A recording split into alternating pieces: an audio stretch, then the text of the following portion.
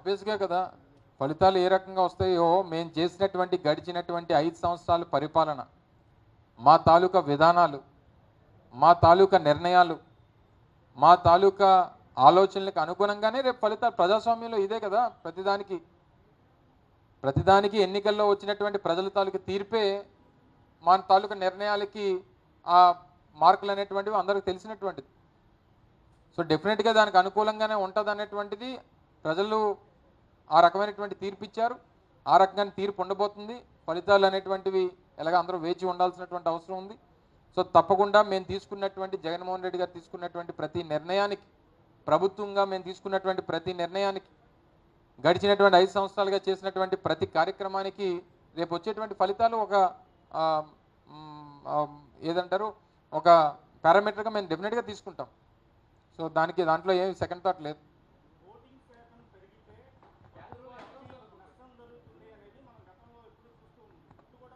నువ్వు కొంచెం లేట్ అయ్యావు, నేను స్టార్టింగ్లో మిస్ అయిపోయాను. నువ్వు అందుకని ఫస్ట్ రీల్ నుంచి సినిమా చూడాలి నువ్వు, అందుకని నీకు మిస్ అయిపోతావు. ఫస్ట్లోనే చెప్పాను, నేను స్టార్టింగే దాంతో చెప్పాను. సో ఏదేమైనా అంటే ఓటింగ్ పర్సంటేజ్ పెరిగినప్పుడు ప్రతిపక్షాలు ఏమనుకుంటారంటే ఎక్కువ మంది జనం వచ్చి ఓటేస్తారు కాబట్టి ప్రభుత్వం మీద వ్యతిరేకత ఉంది కాబట్టి వేస్తారు అనుకోవచ్చు. ఏం జగన్మోహన్ రెడ్డి గారు చేసినటువంటి కార్యక్రమాలు చూసి తప్పకుండా జగన్మోహన్ రెడ్డి గారు మొదటి నుంచి ఏం చెప్తున్నారు, నా ప్రభుత్వం వల్ల మీ కుటుంబానికి మేలు జరిగితే నాకు వచ్చి మీరు మాకు మద్దతు ఇవ్వండి అని చెప్పినటువంటి మాట గడిచినటువంటి అనేక సందర్భాల్లో జగన్మోహన్ రెడ్డి గారు ప్రతి సంవత్సరం ప్రతి సమావేశంలో చెప్తా ఉన్నారు. సో మాకు ఉన్నటువంటి రిపోర్ట్స్ ప్రకారం 100% ఈ రాష్ట్రంలో 185% కుటుంబాలకి ఈ ప్రభుత్వం మేలు చేసింది. అది అనేక పథకాల ద్వారా, అనేక ప్రభుత్వ నిర్ణయాల ద్వారా 185% మందికి మేలు చేసినటువంటి ప్రభుత్వం.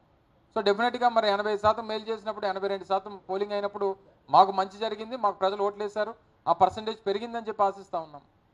సో డెఫినెట్గా ఆ రకమైనటువంటి ఈ 20 రోజులు గ్యాప్ వచ్చినప్పుడు ప్రతి ఒక్కరూ ఎనలిస్ట్ అయిపోతారు, ప్రతి ఒక్కరూ సలహాలు ఇస్తుంటారు, ప్రతి ఒక్కరూ ఎగ్జిట్ పోల్ చెప్తుంటారు. ఎండ్ ఆఫ్ ద డే మనం 4వ తారీఖు వరకు వేచి ఉండాల్సినటువంటి అవసరం ఉంది. ఫలితాలు అయితే అనుకూలంగా వైఎస్ఆర్ కాంగ్రెస్ పార్టీకి వస్తాయని చెప్పి ఆశిస్తూ ఉన్నాం. Thank you very much.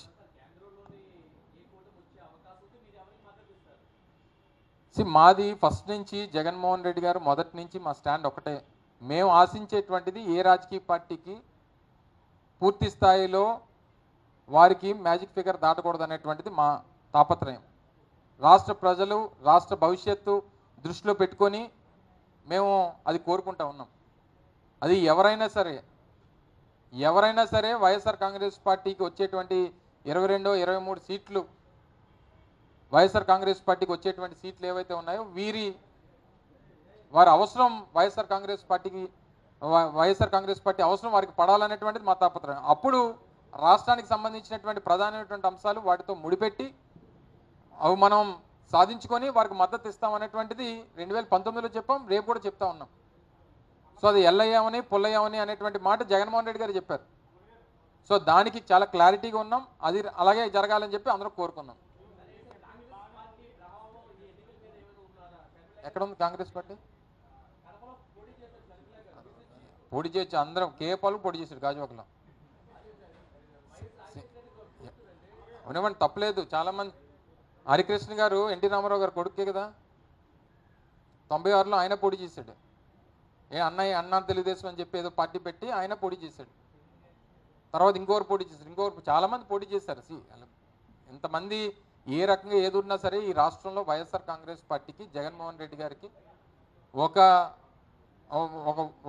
ఒక section of people 51-52% voting percentage అనేటువంటిది జగన్మోహన్ రెడ్డి గారితో స్ట్రాంగ్గా ఉంది. ఈ 0.5%, 0.3%, 0.4% ఈ పార్టీల గురించి మనం మాట్లాడుకుని టైం వేస్ట్ ఎందుకు? సో వస్తే డిపాజిట్లన్నీ వస్తా లేదో చెక్ చేసుకోవాలి నా ఉద్దేశంలో.